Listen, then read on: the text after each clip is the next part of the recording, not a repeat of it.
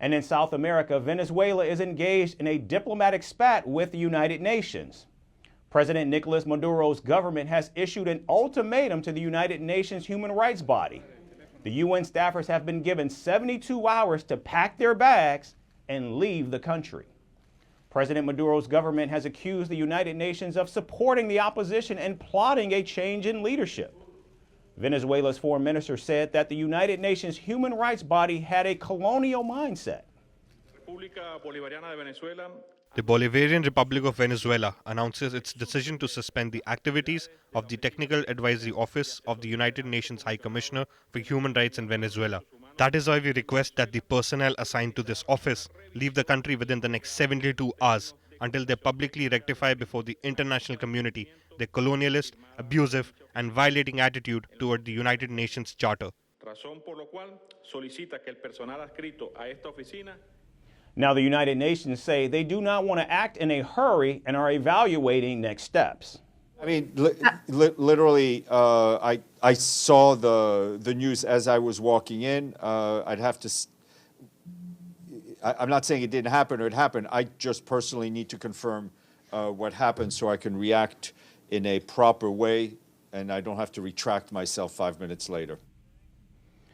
Now, the deportation of the UN officials comes just 2 days after the UN Human Rights Office expressed concerns over the arrest of a prominent Venezuelan human rights activist, Rocio San Miguel.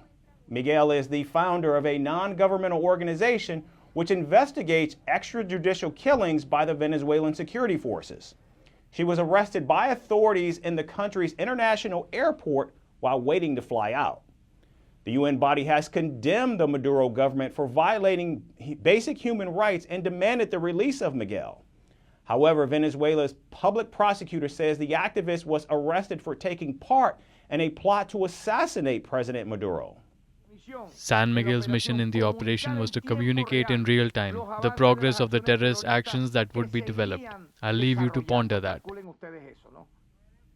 Meanwhile, Miguel's lawyers say that she was detained unlawfully and without due process.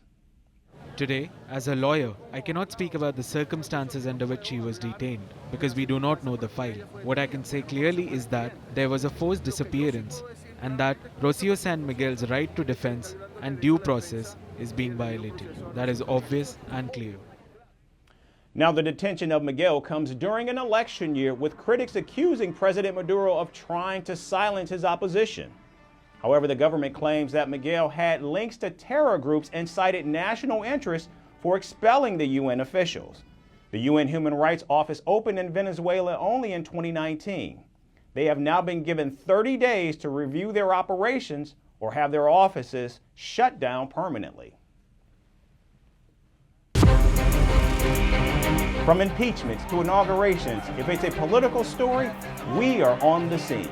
The race for the White House is heating up. We're beating Biden. How dare he say that? If it's breaking news, we're live with the latest coverage. From the White House, the State Department, and Capitol Hill, we know the issues, but above all, we know the players to bring you the latest in-depth analysis on all the key stories that we're covering.